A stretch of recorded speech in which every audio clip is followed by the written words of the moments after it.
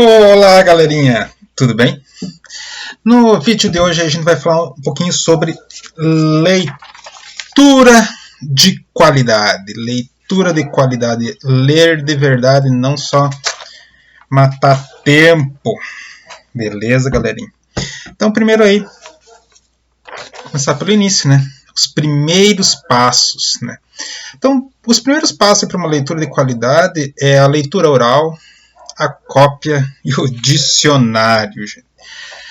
A leitura oral, a cópia e o dicionário. A leitura oral, gente, ela tá no cerne da leitura. É o início aí, é quando ela começa. Por quê?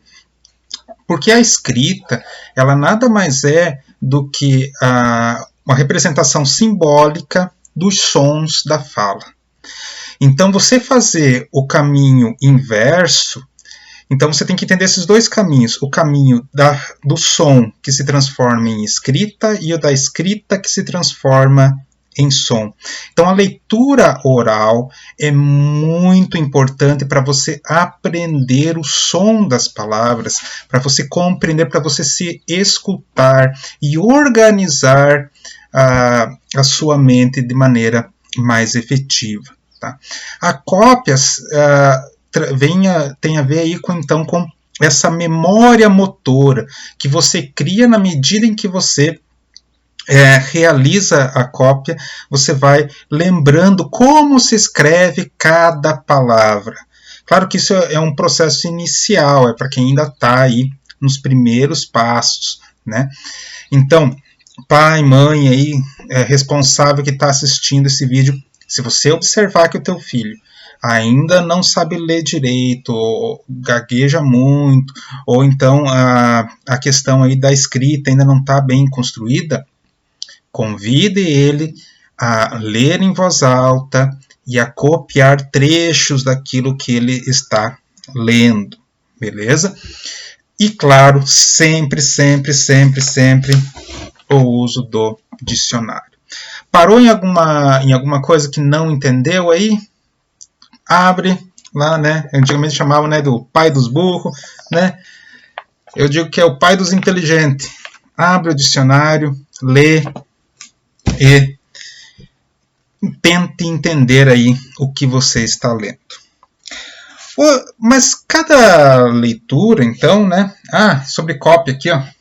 Eu ia mostrar para vocês. Olha lá, eu tenho 32 anos na cara e ainda assim aqui, ó, faço caderno de caligrafia. Por quê? Porque sempre há o que melhorar. Sempre há como você melhorar a tua escrita. Então não fique com vergonha. Caderno de caligrafia para os pequenininhos. Não, gente. Caderno de caligrafia é para quem quer melhorar a sua escrita. Para quem quer. E o processo de cópia ali, você vai prestando atenção em como as palavras são constituídas, né? É muito bom. A leitura, gente, ela depende muito do seu objetivo, depende do que você está lendo e por que você está lendo. Então, nós vamos comentar agora algumas classes aí de atitudes diante da leitura. Então, o primeiro que eu gostaria de comentar aqui com vocês é sobre poesia. Poesia.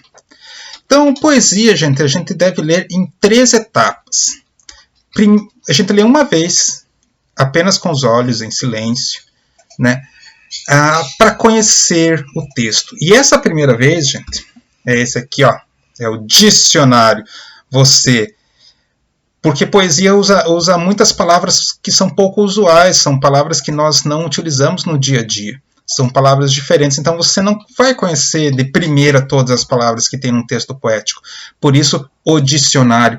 Pega o dicionário, lê ele e verifica o significado de cada palavra ali que você encontra no verso poético. O segundo aí, então, a segunda leitura é para você entender. Essa já é uma leitura em voz alta, para que você, porque cada escrito poético tem uma espécie de uma rima, tem um ritmo diferenciado. Então você precisa entender qual é o ritmo daquela poesia específica. Né? Diferente de você ler uma poesia parnasiana, de você ler uma poesia com moderna, mais construtivista, cada uma tem a sua especificidade. E a terceira vez, que também é em voz alta, é para sentir. Então, a primeira vez que você lê em silêncio, consultando o dicionário. A segunda vez em voz alta, para encontrar o ritmo certo. E a terceira vez, bem afinadinho, que é para você sentir o gosto do som das palavras e os sentimentos que elas produzem na gente. Tá? Então, poesia, lê-se 3 vezes. Outro tipo de literatura aqui, então, é o romance, né? A literatura comum, aí, as aventuras, né? E aí até que eu estou lendo agora, o Mundo Perdido, do Conan Doyle, né? Então, que deu origem ao filme Jurassic Park. Vale muito a pena. Estou gostando, estou bem no início, né? Mas é o quê? É uma leitura assim mais prazerosa, tá? Então, três dicas aí. Não desistir, beleza? Use o dicionário. Então, às vezes você pega um Machado de Assis, que é uma obra incrível, ou mesmo um Dom Quixote, né, do Cervantes, e às vezes você acaba ali nas primeiras 30, às vezes até 50 páginas se debatendo com palavras que você nunca viu na tua vida. Então você precisa pegar o teu dicionário, fazer algumas anotações para entender. Mas assim que você vence ali essas 50 primeiras páginas, daqui a pouco flui e fica tranquilo. Então não desista, porque esse livro é cheio de palavras difíceis. Não. Persista, as primeiras 50 páginas talvez vão ser um pouco difíceis para você, mas depois de vencida essa marca, você se acostuma com aquelas palavras novas, e aí o texto flui normalmente e se torna algo prazeroso. Então, relaxe, tá? É para sentir prazer. Então, senta no sofá para ler, numa rede, embaixo de uma árvore. É um momento de lazer. Tá?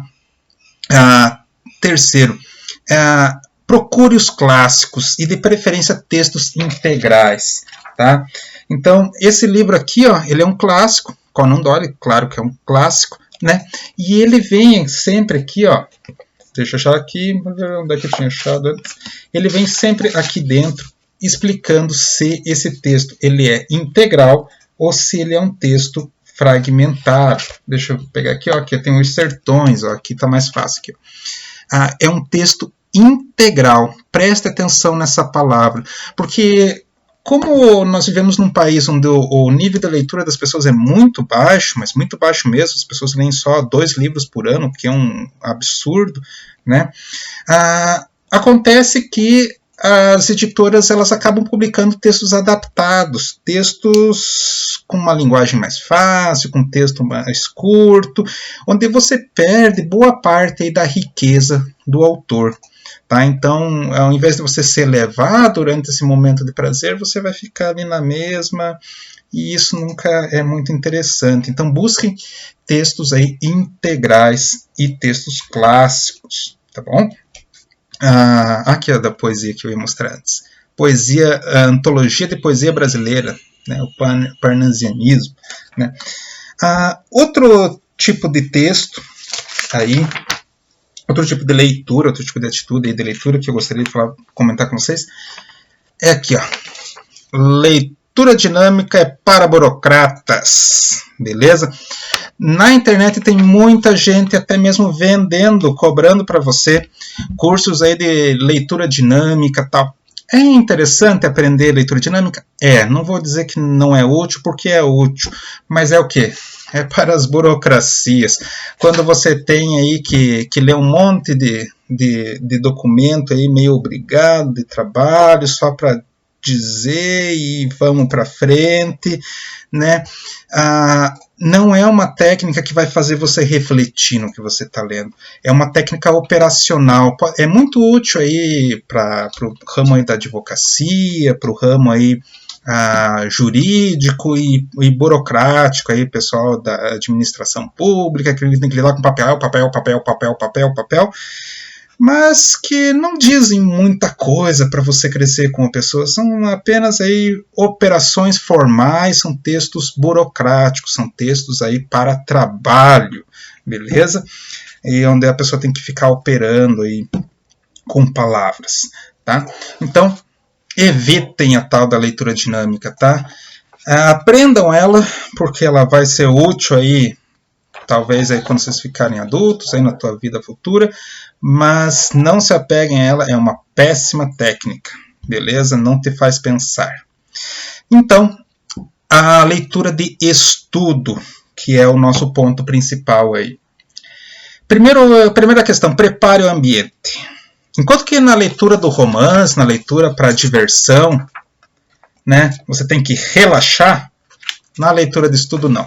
Na leitura de estudo você tem que encontrar uma mesa, uma cadeira, uma luminária, né, uma luminária, sentar, botar a tua bunda na cadeira, ajeitar a coluna, não ficar relaxado demais, senão você dorme. Ficar nem muito confortável, nem desconfortável. Você tem que encontrar esse meio termo aí para que você fique concentrado em seus estudos. Prepare um som, nunca música com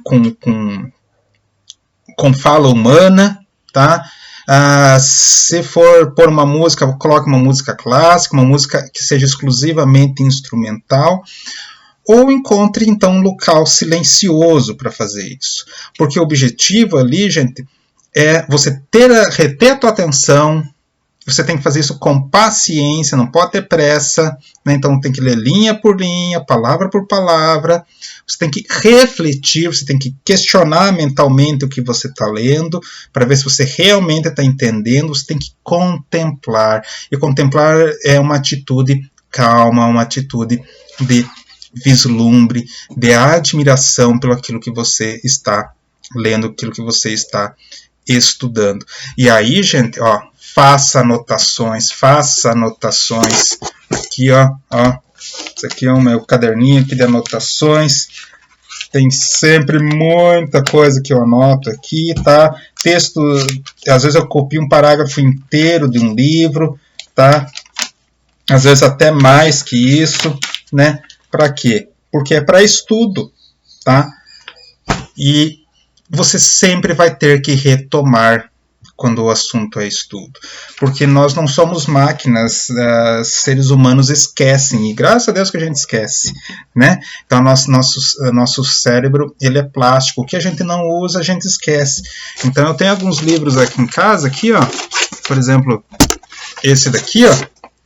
Esse daqui eu não sei quantas vezes eu já li ele, mas eu li ele muitas e muitas vezes, porque desde que eu comprei ele, eu li ele praticamente todos os anos. Eu nem sei contar, no mínimo eu devo ter lido ele umas sei lá, chutando baixo aí umas 4, 5 vezes, entendeu? Por quê? Porque toda vez que eu preparar uma aula, eu releio o trecho daquela aula ali, é um livro de história do Brasil, né? Essa aqui é a minha Bíblia, né? Então eu tive uma adolescência muito religiosa. Esse livro aqui eu li uma vez ele inteiro, mas o Novo Testamento eu li 7 vezes já. Por quê? Porque eu estudava ela, era realmente uma dedicação que você acaba tendo que ter pelo teu objeto, se você quer realmente compreender. Então, gente, não é simplesmente, li uma vez, Deus já venci isso aqui, vou jogar ali. Não. A leitura ela tem que ser uma leitura de qualidade.